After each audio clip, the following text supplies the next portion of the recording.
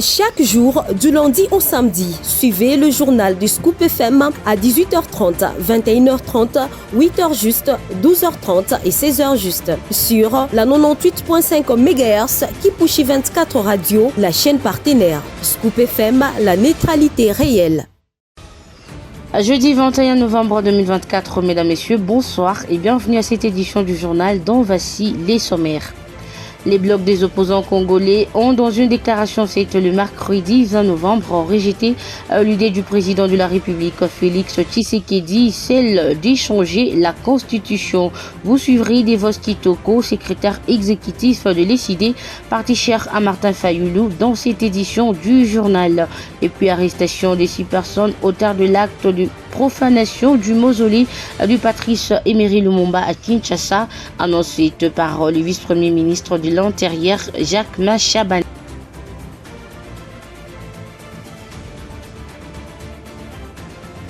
Arrivé le mercredi 20 novembre 2024 à Harare, capitale du Zimbabwe, du président de la République, Félix Tshisekedi, dans le cadre du sommet extraordinaire des chefs d'État et des gouvernements membres de la communauté de développement d'Afrique australe, SADC en sigle, suivait.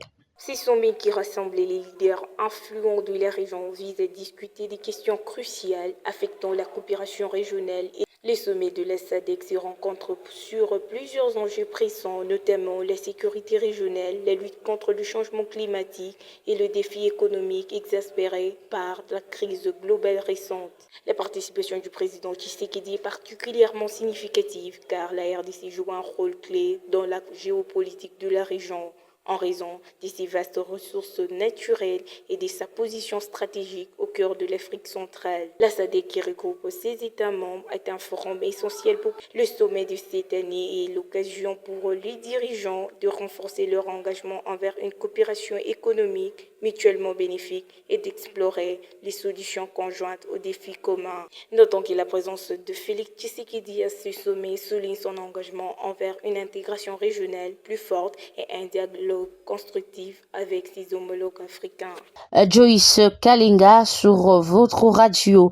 Dans une déclaration faite le mercredi 20 novembre 2024 à Kinshasa, les forces politiques de l'opposition ont rejeté l'idée du chef de l'État Félix Tshisekedi, celle d'échanger la constitution de la République démocratique du Congo, et annonce par la même occasion de manifestations sur l'ensemble du pays pour barrer route à cette déclaration lue par Devos Kitoko. Les forces politiques et sociales appellent le peuple congolais à s'élever comme un seul homme.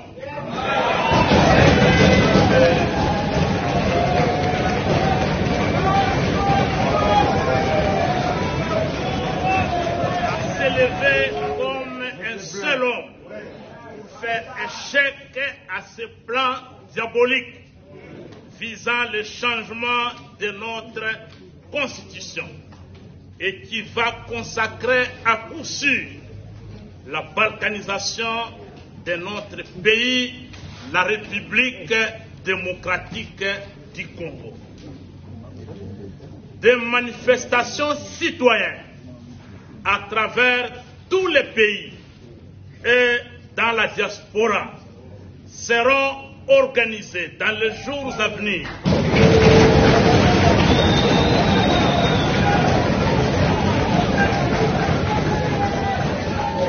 Les manifestations citoyennes, disais-je, à travers tous les pays et dans la diaspora seront organisées dans les jours à venir pour défendre notre constitution et barrer la route à M. Félix Tshisekedi. Peuple congolais, l'heure est grave, est très grave. Réveillons-nous, défendons nos droits et notre souveraineté. Empêchons M. Félix Tshisekedi de réaliser son coup d'État constitutionnel.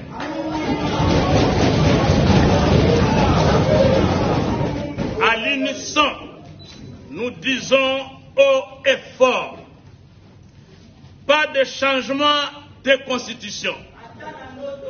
Pas de troisième mandat à M. Félix Tshisekedi. À qui que ce soit. Pas de présidence à vie en République démocratique.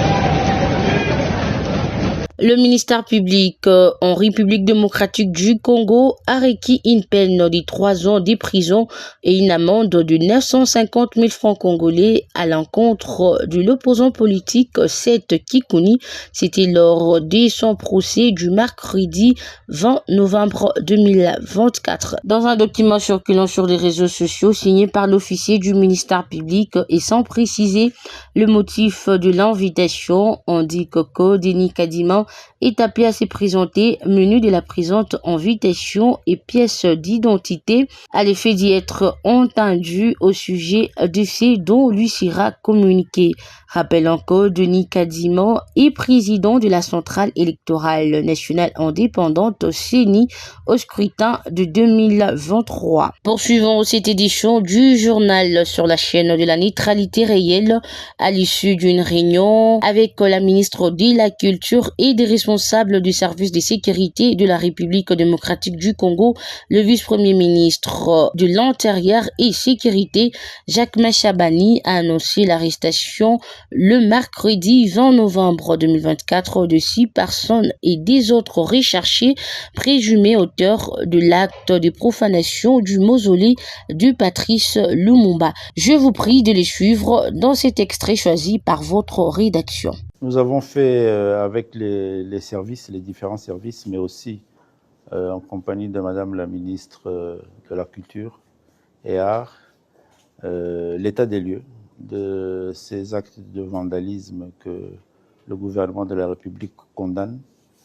Et il était important pour nous de savoir exactement ce qui s'est passé et de nous rassurer qu'une enquête, une prise judiciaire est en cours. C'est ce qui est le cas. Nous pouvons informer l'opinion qu'à l'état de l'enquête actuelle, 6 personnes sont en détention, 2 autres sont recherchés et seront très prochainement arrêtés. Nous nous sommes rassurés aussi de la sécurisation et de l'entretien du site. Nous avons pris des dispositions avec les différents services pour que cela soit fait. Et nous pouvons assurer l'opinion tant nationale qu'internationale qu'en ce qui concerne la relique, elle a été sécurisée et elle est protégée. Toujours dans ce même chapitre, face à ces actes de vandalisme, Ornikar Banza laisse entendre que ces 6 personnes doivent subir les châtiments de la justice et en outre, il stipule que les mausolées sont un puissant moyen de faire connaître l'histoire du pays aux générations futures.